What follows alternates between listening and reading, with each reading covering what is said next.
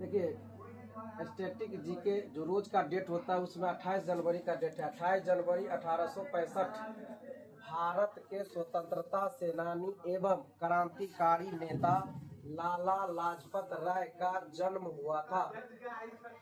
लाला लाजपत राय को पंजाब केसरी के नाम से जाना जाता है।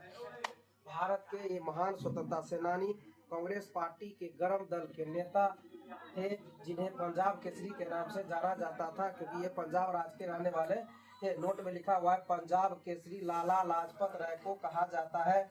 बिहार केसरी श्री कृष्ण सिंह, जो बिहार के प्रथम मुख्यमंत्री रहे, को कहा जाता है। बंगाल केसरी आशुतोष मुखर्जी को कहा जाता है।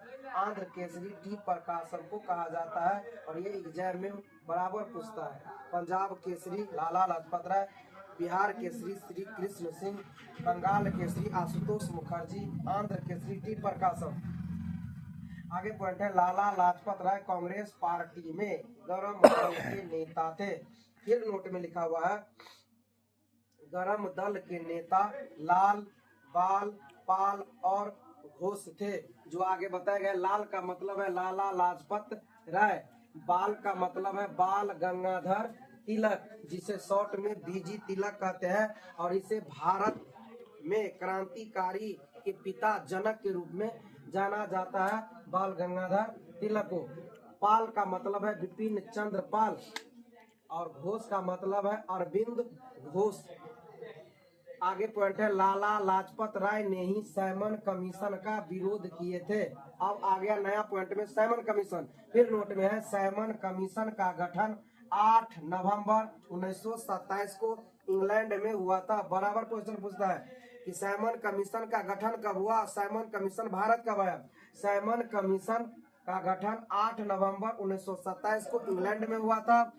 सैमन कमीशन भारत पहली बार बम्बई 3 फरवरी 1928 को आया था। यानी सैमन कमीशन का गठन 1927 में, भारत पहली बार आया बम्बई, और बम्बई में आया 1928 में।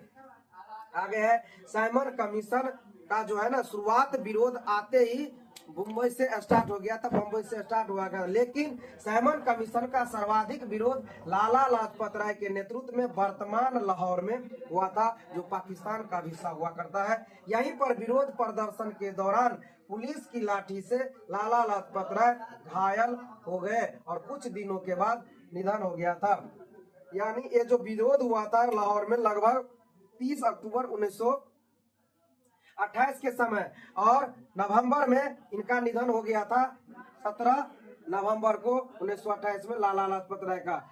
आगे पॉइंट है, पुलिस की लाठी लगने पर लाला लाजपत राय ने कहा था कि मेरे ऊपर किए गए एक एक लाठी का प्रहार अंग्रेजों को ताबूत का कील साबित होगा। ये लाइन जो कमेंट है लाला लाजपत राय जी का, ये एग्जाम में बराबर पूछता है। मेरे ऊपर किए गए एक एक लाठी का प्रहार अंग्रेजों के ताबूत का कील साबित होगा, है ना। ये किसने कहा था? तो लाला लाजपत राय ने कहा था। इसका बदला लेने के लिए भगत सिंह, चंद्रशेखर आजाद, राजगुरु एवं सुखदेव ने तत्कालीन पुलिस अधिकारी सैंडर्स को गोली मारकर हत्या कर दिया था।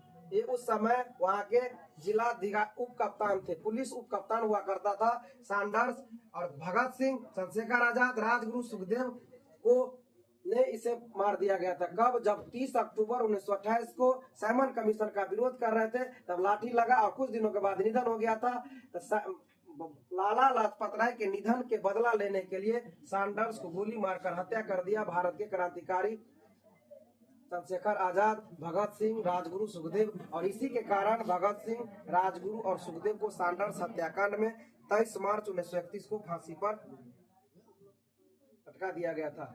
आगे है, सैमन कमीशन में कुल 7 सदस्य थे। सैमन कमीशन का जो गठन हुआ था उसमें कुल 7 सदस्य थे। सभी 7 सदस्य अंग्रेज ही थे, इसमें एक भी भारतीय नहीं थे, इसलिए सैमन कमीशन को श्वेत कमीशन कहा गया। लाला लाजपत राय का निधन 17 नवंबर 1928 को हुआ था। ये था लाला लाजपत राय के बारे में, जो सैमन कमीशन के बाद इनका विरोध करने के दौरान निधन हो गया था।